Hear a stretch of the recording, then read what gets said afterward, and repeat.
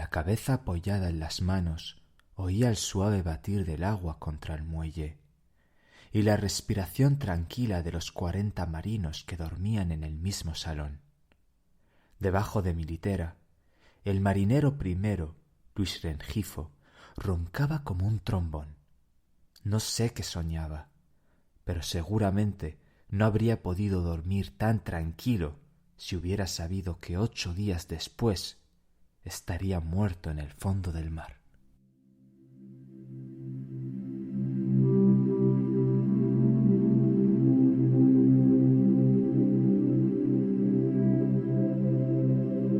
Los ingenios de Dédalo, con David Lorenzo, en Afkar Media.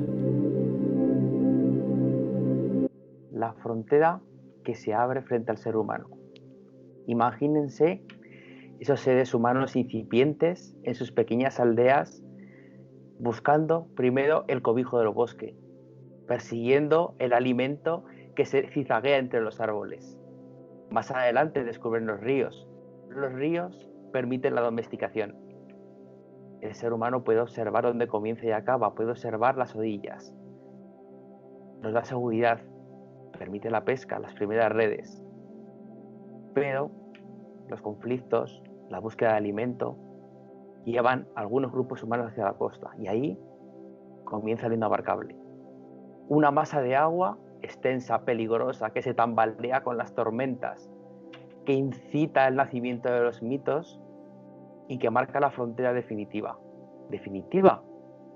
Definitiva todavía para ellos, pero pronto nacerán los primeros aventureros que se atreverán a recorrer los ríos primero, porque los consideran domesticados, los consideran fáciles de navegar, pero después no se conformarán con los ríos, seguirán con los mares, seguirán pegados a la costa, porque al fin de cuentas los seres humanos, como animales terrestres que somos, anclados al aire, que es el éter que respiramos, que transitamos por la tierra, necesitamos sentirnos seguros pegados a la costa.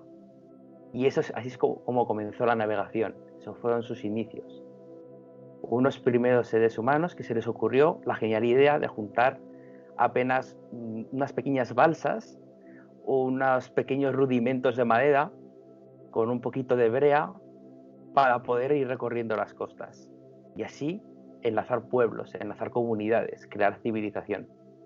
Y según fue mejorando la navegación, fueron mejorando también los navíos, haciéndose más resistentes, experimentando las olas, rompiendo el mito de lo desconocido y separando el mar, como decían los griegos, la Talasa del Pontos, el mar de lo desconocido, ese mar que no nos atrevemos todavía a enfrentar, ese mar que incluso en nuestros días todavía nos da cierto pudor, ese mar alejado de la tierra, impredecible, que ya entonces marcaba la línea divisoria entre realidad y ficción, entre dioses y hombres, entre lo esperado y el futuro que no podemos controlar. La conquista de los mares, Piteas y su viaje hasta Islandia.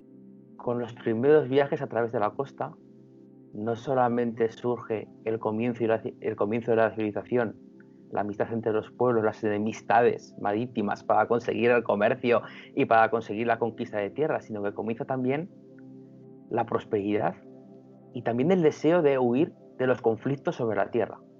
Pensemos en las naciones incipientes, cada vez más poderosas, enfrentadas entre sí por los territorios. El mar, tan peligroso como se nos presenta distante de la tierra, también representa la ocasión de fundar nuevas poblaciones. Ahí tenemos el mito de la fundación de Cartago, como un grupo de inmigrantes que huyen de la ciudad de Tido. O tenemos, por ejemplo, la Odisea, el regreso a la patria después de la guerra, que tantos quebraderos de cabeza le causó a Ulises. O el nacimiento de Roma, bajo el mito de Virgilio.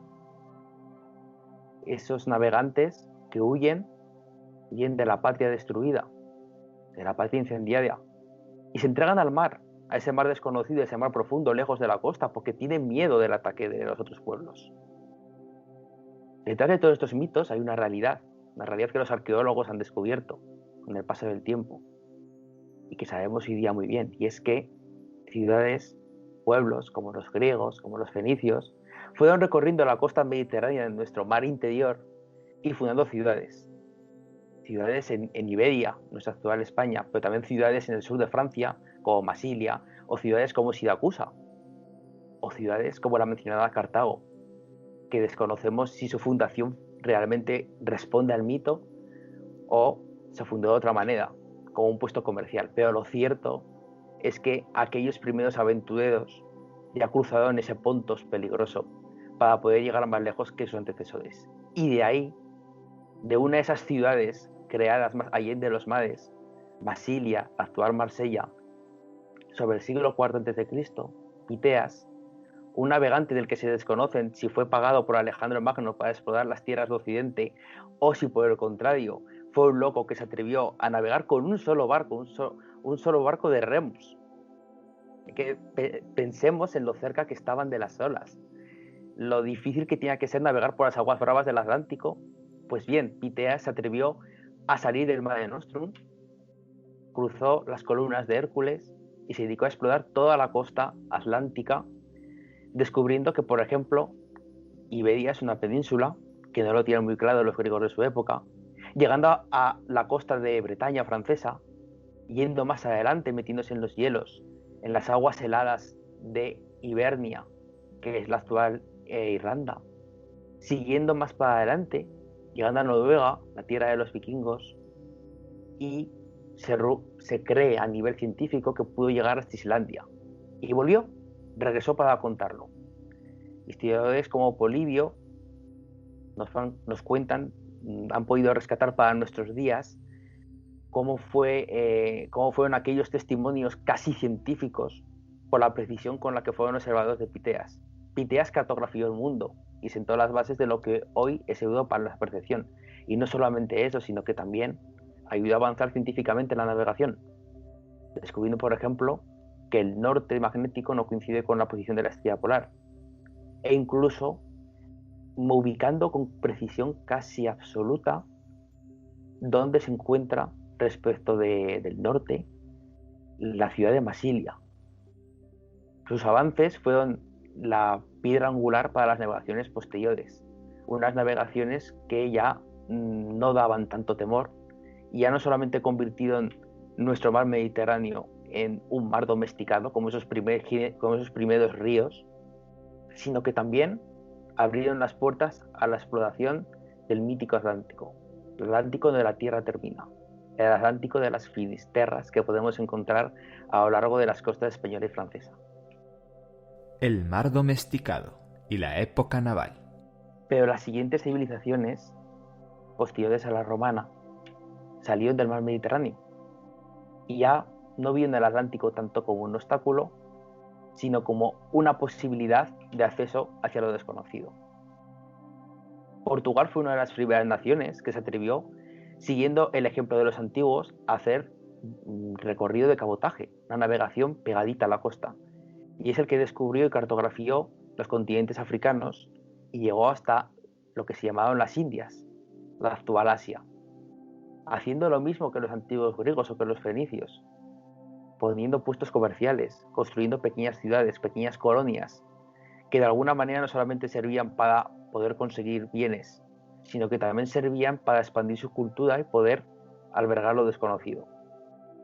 Ya lo hicieron mucho tiempo antes los vikingos en sus primeras incursiones a América, atravesando el Atlántico por donde es quizás más fácil de atravesar, más estrecho. Pero finalmente sería Colón y su expedición la que, en una persecución hacia las Indias, o quizás porque tenía la sospecha de que había nuevas tierras más allá del océano, llegó hasta la actual América, en una navegación que por supuesto tuvo que enfrentar todo el espacio vacío que representa el océano Atlántico en su inmensidad, lejos de donde alcanza la vista. Aquellas tierras que tantas alegrías y tantas nuevas esperanzas ha dado al viejo continente, no quedaron ahí. Nuevos exploradores utilizaron las mejoras en la navegación para poder realizar la circunnavegación del mundo. Y ahí descubrieron un océano todavía más peligroso que el Atlántico, el Pacífico.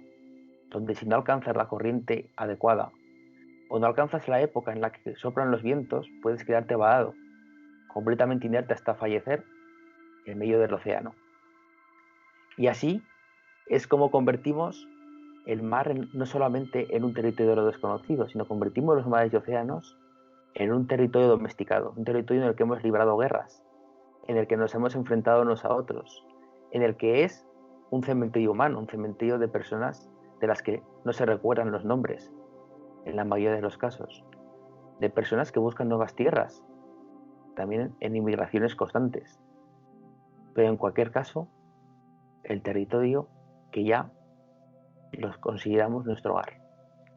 Los otros mares nos llaman, navegar las profundidades oceánicas y el espacio. Pero ya hemos visto que para el ser humano pocos límites, más allá de su razón y de su voluntad por superarse, quedan a nuestro alcance. Entonces, ¿qué otros océanos nos quedan frente a nosotros? El primero de ellos es el más evidente, los fondos oceánicos. Son todavía un territorio completamente por explorar. No podemos alcanzar las grandes fosas por los principios físicos, a fin de cuentas, de presión. Y cuando, según avancen las técnicas físicas para poder alcanzar esos territorios, descubriremos no solamente más acerca de los mares, sino también acerca de cómo se compone geológicamente nuestro planeta. Y luego no lo olvidemos, otro mar, otro tipo de éter, como es el cosmos, el espacio exterior, que todavía nos queda tanto por explorar, tantos retos que se divisan en nuestro horizonte. Sí, siguen quedando océanos, siguen quedando mares por explorar, sigue habiendo fronteras que creemos imposibles de domesticar. Y precisamente por eso mismo, los mitos, los textos clásicos que nos hablan, que nos susurran todas estas dificultades y todos estos desafíos para estas fronteras invisibles, siguen estando vigentes. Siguen estando vigentes porque nos recuerdan las que todavía tenemos que superar.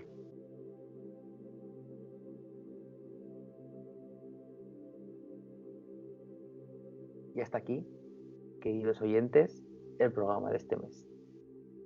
Espero que hayan disfrutado navegando por estos mares de nuestra historia y les invito a continuar descubriéndonos en el siguiente programa, que hablaremos de otras muchas cosas, de otros muchos ingenios, de ese halo mitológico que ya pueden observar que no es tan, tan héroe de los mitos, sino es miembro de nuestra condición humana.